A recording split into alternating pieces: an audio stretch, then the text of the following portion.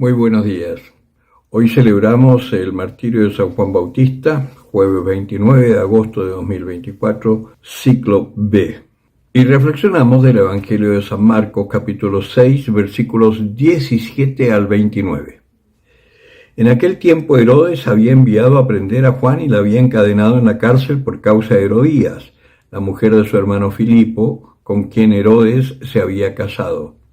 Porque Juan decía a Herodes: no te está permitido tener la mujer de tu hermano. Herodías le aborrecía y quería matarle, pero no podía, pues Herodes temía a Juan, sabiendo que era un hombre justo y santo, y le protegía. Y al oírle quedaba muy perplejo y le escuchaba con gusto. Y llegó el día oportuno cuando Herodes en su cumpleaños dio un banquete a sus magnates, a los tributos y a los principales de Galilea. Entró la hija de la misma Herodías, danzó y gustó mucho a Herodes y a los comensales. El rey entonces dijo a la muchacha: pídeme lo que quieras y te lo daré. Y le juró: te daré lo que me pidas, hasta la mitad de mi reino. Salió la muchacha y preguntó a su madre: ¿qué voy a pedir? Y ella le dijo: la cabeza de Juan el Bautista. Entrando al punto apresuradamente a donde estaba el rey, le pidió: quiero que ahora mismo me des en una bandeja la cabeza de Juan el Bautista. El rey se llenó de tristeza, pero no quiso desairarla a causa del juramento y de los comensales, y al instante mandó el rey a uno de sus guardias con orden de traerle la cabeza de Juan. Se fue y le decapitó en la cárcel, y trajo su cabeza en una bandeja, y se la dio a la muchacha, y la muchacha se la dio a su madre. Al enterarse sus discípulos, vinieron a recoger el cadáver y le dieron sepultura. Palabra del Señor.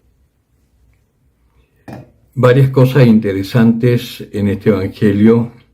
Primero, la actitud de Juan el Bautista, por supuesto, esta fidelidad a Dios hasta el último minuto.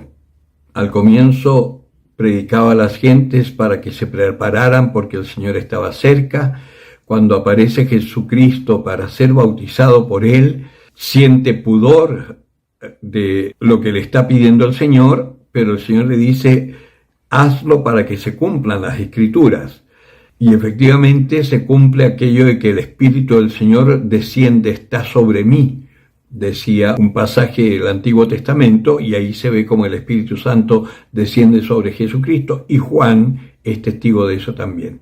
Y además es impresionante porque hasta el último minuto, aún estando preso, mantuvo la fidelidad al Señor. Y por eso le decía a Herodes que no era permitido estar con la mujer de su hermano.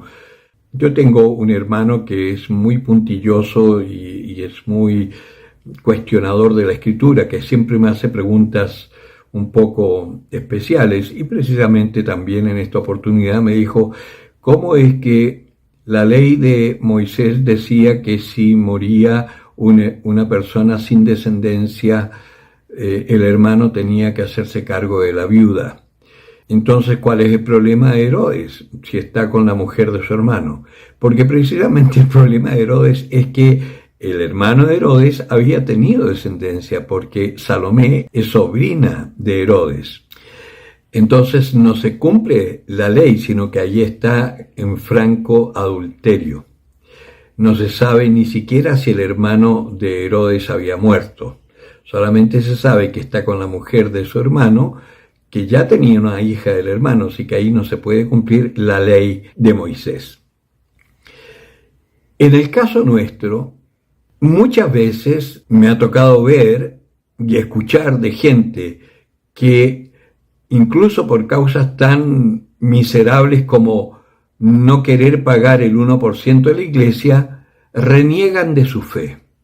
Lo que pasó en España cuando el gobierno socialista, con el pretexto de decir que iba a ayudar a la iglesia, puso el 1% descontable del pago del sueldo mensual de los cristianos, de los católicos. Y además anunciaron que si no querían pagar ese 1% por planilla, fuesen hasta el ayuntamiento y dijeran que ellos no eran católicos.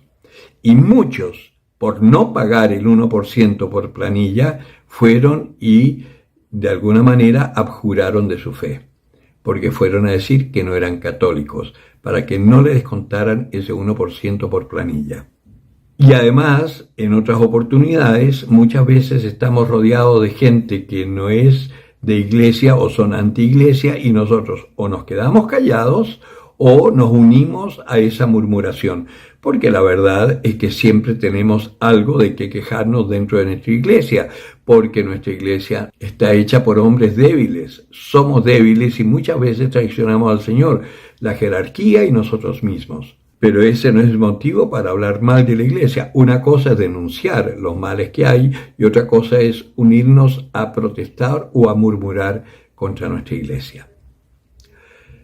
Si fuésemos realmente conscientes de lo que nosotros somos, no estaríamos murmurando contra nadie, porque primero mírate a ti mismo y verás cuántas veces te traicionas a la fe que dices tener y haces cosas absolutamente contrarias a nuestra fe.